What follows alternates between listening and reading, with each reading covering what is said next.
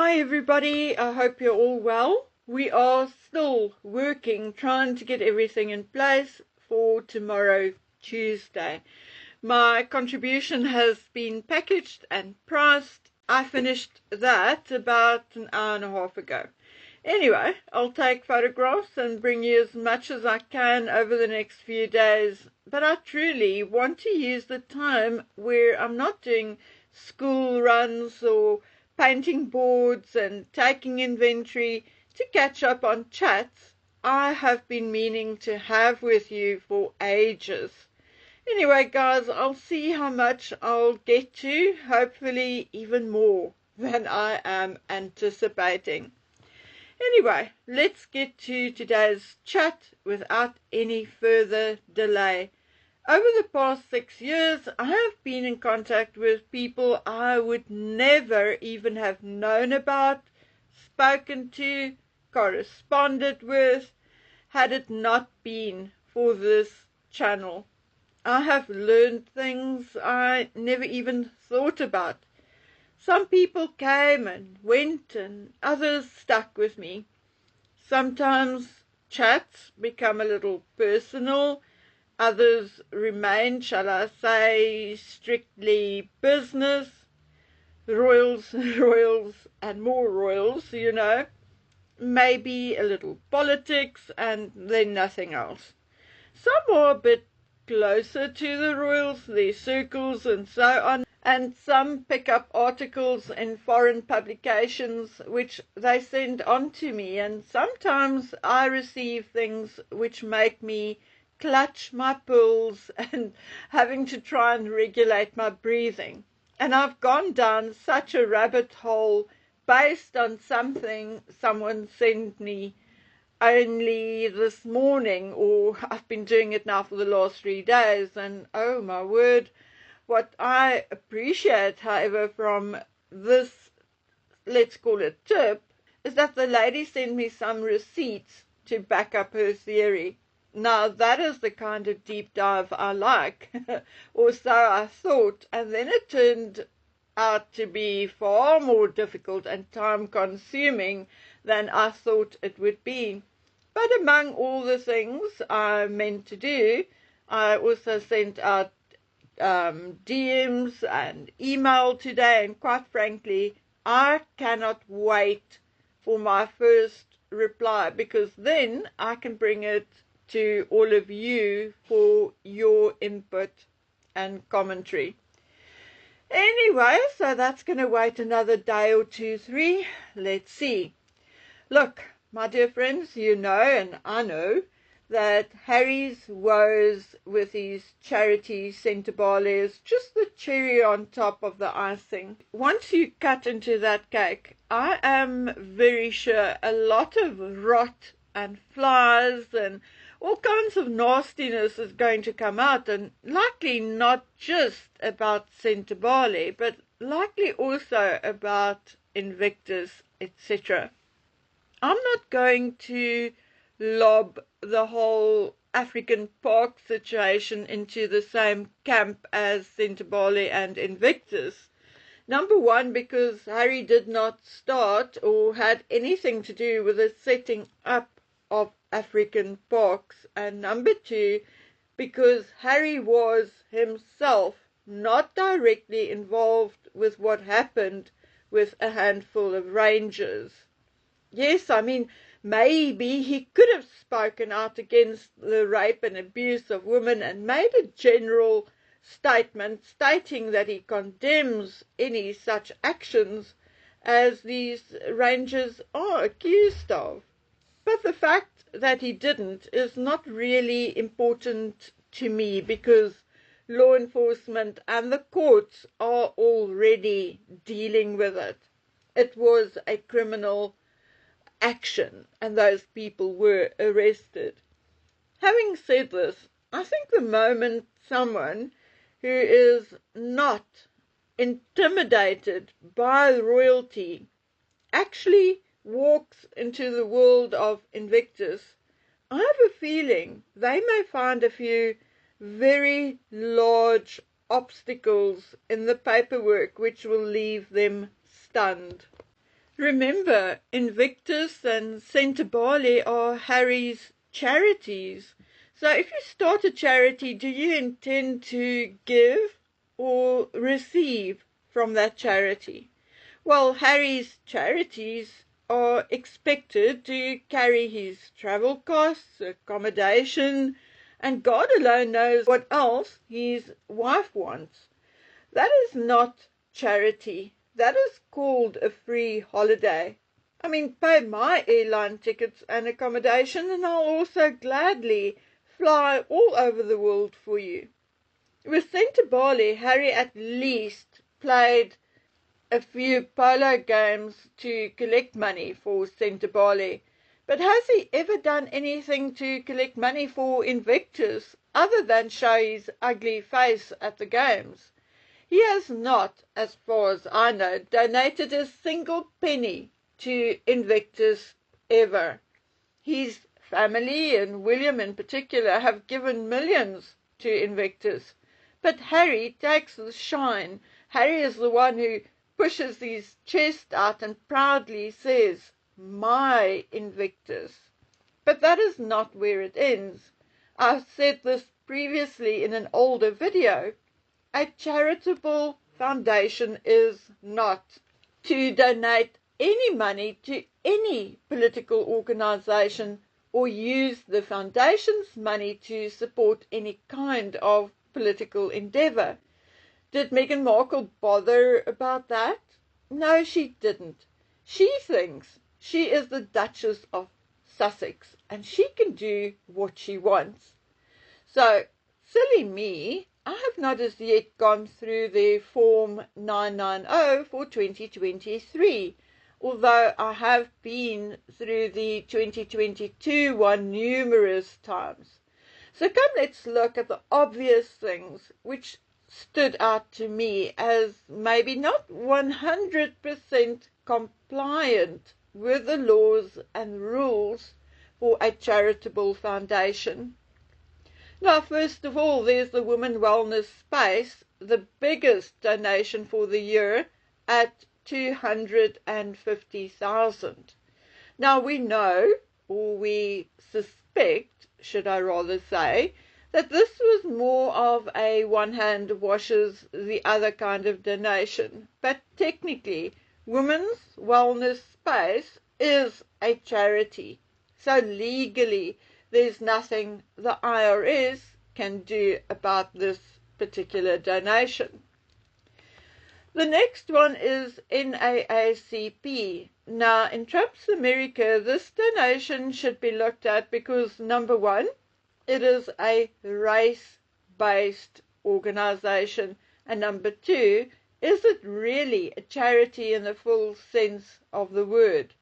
I personally do not think so. Then the most dodgy one so far is Markup News Incorporated. Wikipedia tells me it is an American non-profit news publication focused on the impact of technology on society. The founders were Julia Angwin, Sue Gardner, and Jeff Lawson. And the CEO is Nabia Syed and Cece Way, who is the editor-in-chief. Their revenue for 2021 was $6,862,028 US, and their assets $7,207,134 US. So number one, with revenue and assets of well over $13 million, why would Archwell donate to them? They don't need Archwell's money. At least it doesn't look like it. Number two, it may be a non-profit technically, but for a non-profit, they seem to be hoarding a huge amount of money and assets. And number three, how does this online paper benefit the poor, the struggling, or children, or victims of floods and fires. No, they don't. Anyway, moving on. They made 2 donations to Umpraka's Foundation and Humanity Crew, whoever they are. Then $75,000 to URL Media. Now, my dear friends, there is nothing on URL Media's website to indicate that they are a non-profit, a foundation, or any kind of charity. Their website reads, "Explore news and perspectives from our network that highlights independent black and brown publishers." But I'll tell you why they paid that amount to URL. And my dears, it has nothing to do with the Archwell Foundation, but everything to do with Meghan herself. Advertising for Meghan's Love Meghan. Just listen to this. Unfortunately, I cannot play the entire video because I will likely get hit with a copyright strike. So I'm just going to play the audio. And garden pasta piss you off that much, you got to reprioritize. Maybe read the news a little bit. Duchess Meghan of Sussex making, little edible flowers and going to her garden should not make you as angry as I'm sure it does. It should not. You got to check something internal's going on there, because these activities in this show should not make people as irate as it's making them. People are irate over this cooking show. Oh my gosh. It's crazy. But 2 new Meghan stands right here, and we actually have an announcement. Maya and I are launching with Love Maiden Memorial Day weekend. We are going to compile a bunch of recipes from the show and do cute little activities. Maybe we'll do the balloon, the pretty menu. My penmanship is bad, we all know, so maybe you can do that. I'll do the menu. Now, this is what, in my opinion, Archwell Foundation paid URL Media for. So Archwell Foundation is practically paying for PR for Meghan and or her shows, whether she's getting paid personally or whether Netflix and Lemonade pays her via Archwell Productions. It is still illegal for the charitable foundation to pay for the PR and advertising either for Meghan Markle or for Archwell Publishing or Archwell Productions, of which neither are charities. They donated to Foundation for Social Connections, Social and Environmental Entrepreneurs. And then the next one which stands out to me is the New American Association of Massachusetts. So what do they do? Well, let's read it together. The mission of the New American Association of Massachusetts is to assist newly arriving refugees and immigrants with integration. Their services include ESL classes, employment and post-employment services, case management, information and referral, basic computer training, translating and interpreting services, health education, assistance to apply for citizenship, and so on and so forth.